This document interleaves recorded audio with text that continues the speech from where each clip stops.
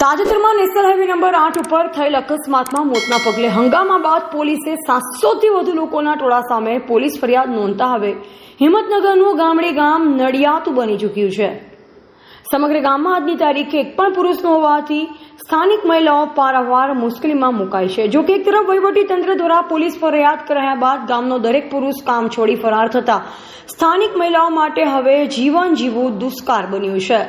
જોઈએ પુરુષ વિનાનું એવું ગામ કે જ્યાં છેલ્લા 4 દિવસથી સમગ્ર ગામ પુરુષ વિનાનું બની ચૂક્યું છે। સાબરકાંઠા સહિત ગુજરાતના મોટાભાગના ગામડાઓમાં ખેતી અને પશુપાલનના પગલે જીવન ગુજરી રહ્યા છે, જેમાં પશુપાલન તેમજ ખેતી માટે પુરુષ વર્ગનું હોવું જરૂરી છે।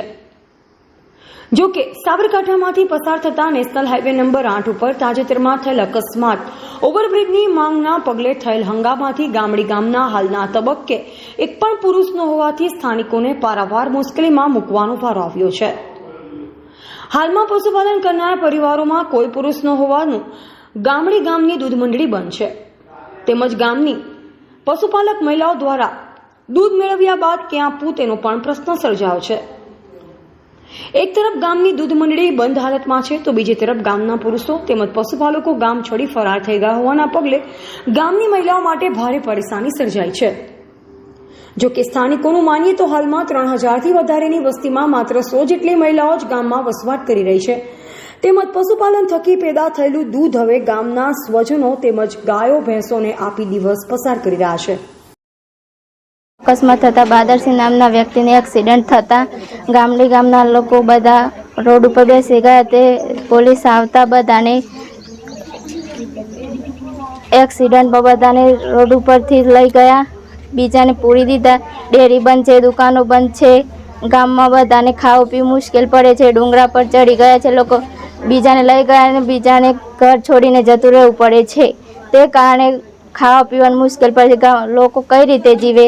રોડ ઉપર નથી જવા દેતા, બહાર નથી જવા દેતા, ઇકોમાં નથી બેસવા દેતા, લાવતા નથી, દૂધ બંધ કરાવે છે, દૂધ બ્લોક ઢોળી દે છે। તે કારણે બધું અકસ્માતના કારણે બધું પેલું થાય છે। એ કારણે લોકો ઘર છોડીને જતા તારાબંધી કરે છે। આ વાતનું નિરાકરણ લાવો તે માટે સરકારને માંગણી છે। પુલ બનાવવાની માંગણી 3 વર્ષની છે, તે છતાંય લોકો સરકાર ધર નથી લેતું। એ વાતનું નિરાકરણ લાવવા વાત। શું નામ? પરમાર સોનલબેન અરવિંદસિંહ છે। અમારે ગામડી ગામમાં શ્રી બાદરસિંહ પ્રતાપસિંહનું અવસાન થયું હતું, તેથી અમારા ગામમાં દરેક પુરુષો ભાગી ગયા છે। તેમાં મારા પપ્પા પણ છે। ત્યારે મારા પપ્પા ઘરે ન હોવાથી મારી મમ્મી ખેતરમાં પાણી વાળવા ગઈ છે। તો અમારે શું ખાવું? અમારે ઘરે દૂધ છે, પણ અમારે ઘરે લગભગ 10થી 15 લીટર દૂધ થાય છે, જ્યારે અમે તે દૂધ ગટરમાં ઢોળી દઈએ છીએ। અમારે ખાવું શું? અમારા પપ્પા, કાકા, બાબા કોઈ ઘરે નથી, તો અમારે કમાવનાર ગામમાં કોઈ વ્યક્તિ નથી। તો જેમ બને તેમ અમારા ઘરમાં અમારા પપ્પા, કાકા તથા દરેકને ઘરે આવે તેવું કરવું જોઈએ।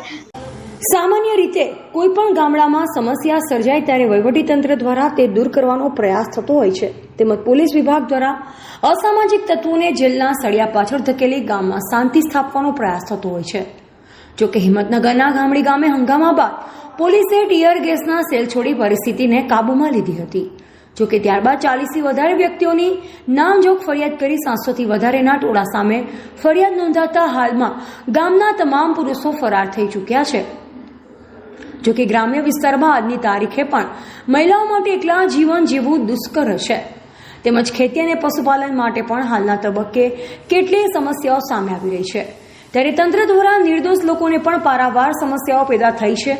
એક તરફ હંગામો કરી આંખચંપી કરનાર લોકો હાજર તારીખે સ્થાનિક કક્ષાએ જીવન ગુજારતા હોવાનો આક્ષેપ છે, તો બીજી તરફ ગામડી ગામે નિર્દોષ લોકોએ ગામ છોડી ઘર ઘર ભટકવાનો વારો આપ્યો છે। ત્યારે ગામની મહિલાઓને હાલના તબક્કે તંત્ર દ્વારા સમગ્ર મામલે પાયરૂપ ભૂમિકા ભજવનાર લોકોને સજા કરવાની સાથોસાથ નિર્દોષ લોકો માટે ઠોસ કામગીરી કરવાની માંગ કરી છે। પુરુષો જત રહી આ કેસ મેલ્યો છે, એનું કોક નિરાકરણ કરો એવી માંગ છે અમારે। શું ઘટના કેવી હતી? કયા પ્રકારની બની હતી ઘટના? એમ કે રોડ ઉપર દૂધ ભરાવા જેલા હતા અને એક્સિડન્ટ થયો, પુલ રોડ રસ્તા ઉપર ન કરતો। આ પુલ માટે અમારે પલ નથી તાને જ એક્સિડન્ટ થઈ કે એવી માંગ છે અમારે કે આ પુલ બનાવો અને અમારા જે થયું હોય એનો રસ્તો કરો. દૂધ ભરવા માટે કેવી સમસ્યા? દૂધ ભરવા માટે દૂધ ભરવા શું જવાનું એમ કે લોકો ગટરોમાં ઢોળી દીશું. 10 લીટર હોય, 5 લીટર, 10 15 લીટર હોય એ દૂધને શું કરવાનું? એવી રીતે લોકો ઢોળે. ગાયનું દૂધ HF ગાયનું દૂધ કોણ પીવે? ગામમાં મહિલાઓ પુરુષો નથી કેવી સમસ્યા? પુરુષો નથી તેમ કે આ પ્રશ્ન તમે તમારા ઘરે પોતે તમારે ના જો તો તમારો બૈરો તમને શેવી વાટ જોઈ રહ્યો છે? આ બૈરો સોળો વાટ ના જોરે. અડધો છોકરો બાપો વગર ઊંઘતો નથી. તો અમુક જે ગુનેગાર છે એ લોકો પણ ગુનેગાર ના હોય એ લોકો ફરું છે બધા. પછી એનો પછી ને ગમે તે આ કેસનું સોલ્યુશન કરો એવી માંગ છે અમારે. ઘરોને બધા લોક થઈ ગયેલા છે. આદમી બધા તારા માઈ ભાગી ગયા છે ને બૈરા છે. 2000 ની વસ્તી છે. 2000 ની વસ્તીની અંદર 6 માણસ છે ખાલી સ્ત્રીઓમાં. સ્ત્રીઓને બીક ના ડરથી સ્ત્રીઓ બધી ભાગી જાય છે અને લોકો ફોન કરી કરીને કહે છે કે આ પોલીસ આવી ઓ આવી એમ કરીને બધું ભગારે છે. તે બધા ડુંગર જત રહેશે એના કારણે બીકનો ડર વધારે રહેશે. કોઈ પુરુષ ગામની અંદર છે નહીં. લોકોને ખવડાવ શું ખરવું એ કોઈ ખબર નહીં પડતી. એનો કોઈ નિર્ણય લાવો તો બરોબર છે. એટલું કહેવા માગીએ, બીજું શું. જોકે ગામડી ગામે થયેલી હિંસક અથડામણ બાદ 3 જેટલા પોલીસ કર્મી સહિત પોલીસ વાહનને પણ આગ ચંપી થઈ હતી. ત્યારે પોલીસ વિભાગ દ્વારા સમગ્ર ગામ ઉપર ફરિયાદ કરી આડેધડ અટકાયતો કરવાનો સિલસિલો શરૂ થતાં ગામના તમામ પુરુષો હાલમાં ગામ છોડી દીધું છે, જેના પગલે સમગ્ર ગામ દિવસે પણ સ્મશાન સમાન લાગી રહ્યું છે. ગામના કોઈ પુરુષ ન હોવાના પગલે મહિલાઓને પણ જીવન ગુજારવું સમસ્યારૂપ બની રહ્યું છે. એક તરફ નાના બાળકો સહિત પશુપાલન અને ખેતી આધારિત જીવન ગુજારનારા લોકો માટે દિન પ્રતિદિન સમસ્યા વધી રહી છે. ત્યારે આગામી સમયમાં તંત્ર દ્વારા ચોક્કસ કામગીરી થાય તેવી સ્થાનિક તલાટી કમ મંત્રી પણ અપેક્ષા રાખી રહ્યા છે. ગામડી ગામે 5 દિવસ પહેલા જે અકસ્માત હાઈવે ઉપર થયેલો હતો ત્યારબાદ ગ્રામજનો અને પોલીસ વચ્ચે ઘર્ષણ બાદ જે રાયોટિંગનો ગુનો દાખલ કરવામાં આવેલ છે. હાલમાં ગામમાં કોઈ પણ પુરુષ જોવા મળતા નથી. દૂધ મંડળી પણ હાલમાં બંધ છે અને ફક્ત મહિલાઓ અને નાના બાળકો જ છે. જો આ સરકાર લેવલે અને થોડું સ્લો કરવામાં આવે, દૂધ મંડી ખોલવામાં આવે તો દૂરના ગામમાં દૂધ ભરાવવા માટે મહિલાઓને તકલીફ ન પડે અને આ વસ્તુ ખૂબ જરૂરી છે. પટેલ અખિલ કુમાર અશોકભાઈ પટેલ, તલાટી કમ મંત્રી, ગામડી ગ્રામ પંચાયત. તારીખ 24/5/2024ના રોજ ગામડી મુકામે નેશનલ હાઈવે ઉપર શામળાજી હિંમતનગર હાઈવે ઉપર જે અકસ્માત થયેલ ત્યારબાદ પોલીસ અને ગ્રામજનો વચ્ચે જે સંઘર્ષના કારણે હાલમાં દૂધ મંડળી, ગામની દુકાનો, સરકારી સંસ્થાઓ તમામ વસ્તુઓ બંધ છે. જેના કારણે ગામની મહિલાઓ અને બાળકો ગામમાં જોવા મળી રહ્યા છે અને ગામમાં પાણીના પીવાના પ્રશ્નોના કારણે બોર ઓપરેટરોને અમારે આજે બોલાવી આઈ કાર્ડ આપી અને બોલાવી અને પાણી ચાલુ કરાવવું પડેલું છે.